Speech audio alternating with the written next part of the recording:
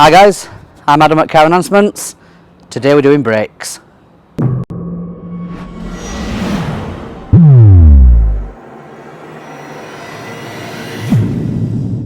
So today we're taking the MK8.5 Fiesta ST. We're going to get rid of these horrible little incompetent things and replace some of these bad boys. Today we're back in the EPTV studio and I'm going to be talking to you about the big brake kit that is about to go on our MK8 Fiesta Facelift. So this kit is a 6-pot, 355 by 32 millimeter. It should fit under any 18-inch wheel, and the pad equivalent that comes in this kit is equivalent to about a Ferodo DS2500. So you may be asking yourself, why do I need a big brake kit? And aside from the fact that they look absolutely stunning, they do offer substantial benefits as well, especially if you find yourself in a position where you're doing regular or occasional track days. So the bigger disc and the grippier pad will allow shorter stopping distances. So if you're on a track, or even if you're just doing a bit of fast road or spirited driving on a weekend, they will allow you to stop quicker. And obviously with it being such a bigger kit, it will allow the heat to disperse a lot quicker as well, which will mean that you won't be as prone to heat fade and your brakes are less likely to fail when you're doing spirited driving. Now you may see stories or videos on Facebook, social media, where people have come off track and the brakes are on fire, or the brakes are smoking, or their brakes are shot after one session. With this type of kit, that's less likely to happen. You'll probably find that you'll get a lot more uses out of this kit than you would a standard setup. In fact, it's not a probability, it's a definite. So when you couple this kit with a braided brake line that comes in the kit, then it just makes for a better performing kit all round, whether you're on track or just going on spirited drives. So with this kit you will receive the 355 by 32 millimeter disc, which is a big solid piece of kit. You get the caliper, which comes with the pads pre-installed. You get braided hoses for the front.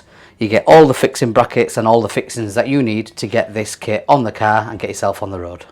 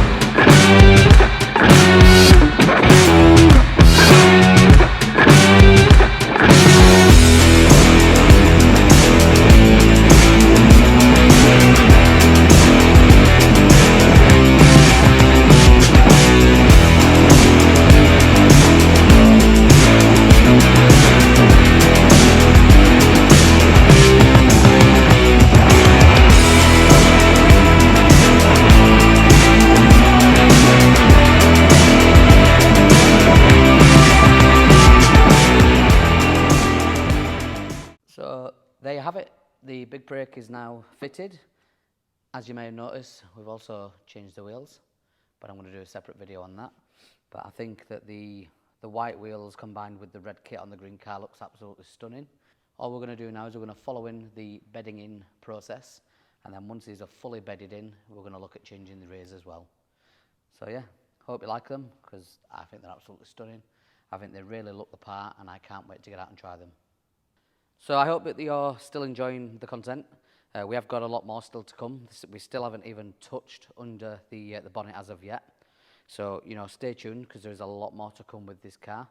To give you a bit of an idea, we've got an induction kit to go on all the way to the turbo. We've got some lovely under engine parts coming from Paint Mods. We've still got the torque mount to do.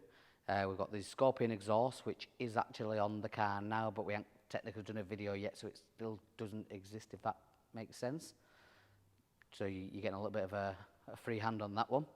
And yeah, then we'll be looking to get some graphics on the car. We've got a few other little quirky bits that I'm not quite sure whether it's going to work out or not. If it does, you'll see it. If it doesn't, it never happened.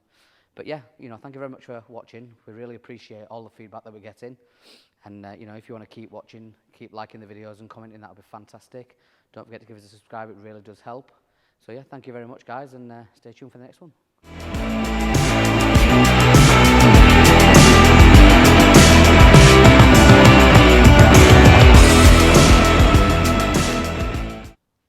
if you're wondering about the wheels, they are a Japan Racing JR11.